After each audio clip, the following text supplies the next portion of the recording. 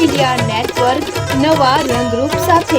इस वीडियो को लाइक करें, हमारे चैनल को सब्सक्राइब करें और बेल आइकन जरूर प्रेस करें। પંચમહાલ જિલ્લાના ગોધરા ખાતે આજથી 22 વર્ષ પૂર્વે 27 ફેબ્રુઆરી 2002ના રોજ અયોધ્યાથી સાબરમતી એક્સપ્રેસ મારફતે કેટલાક કાર સેવકો પરત ફરી રહ્યા હતા।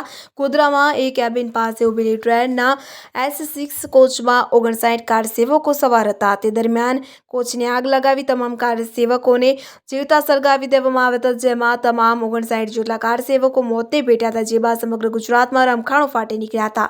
સાબરમતી ટ્રેન હત્યાકાંડની તપાસ કરવા માટે સરકાર દ્વારા ખાસ SITની રચના પણ કરવામાં આવી હતી, જેમાં સમયાંતરે ચુકાદો પણ આપવામાં આવ્યો, આરોપીઓને સજા પણ ફટકારવામાં આવી। ત્યારે આજે સાબરમતી ટ્રેન હત્યાકાંડની 22મી વર્ષીને લઈને વિશ્વ હિન્દુ પરિષદ દ્વારા ગાંધી ચોક ખાતેથી કાર સેવકોની આત્માને શાંતિ મળે તે માટે રેલીનું આયોજન કરવામાં આવ્યું હતું।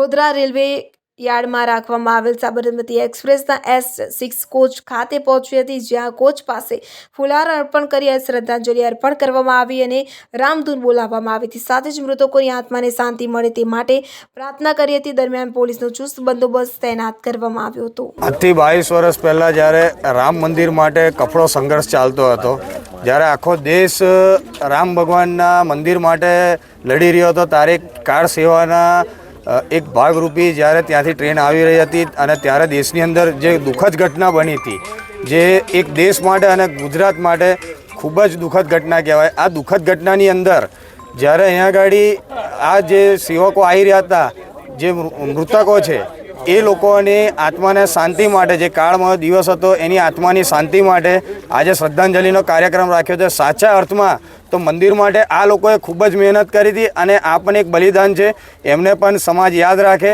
આમ જોવા જઈએ તો જે દિવસે રામ મંદિરની સ્થાપના થઈ ને, એ જ દિવસે એ લોકોને ખરા અર્થમાં શ્રદ્ધાંજલિ મળી ગઈ કહેવાય। પણ તે છતાં પણ જે દિવસ છે એ દિવસને યાદ રાખી અને સમાજ આ દિવસ ભૂલે ના, આવનાર પેઢી આ મૃતકોને, આ હુતાત્માઓને સ્મરણ કરતા રહે, યાદ કરતા રહે, તે ઉદ્દેશથી આજ રોજ શ્રદ્ધાંજલિનો કાર્યક્રમ રાખ્યો છે। જલ્પેશ સુતાર, બજરંગ દળ વિભાગ 3000।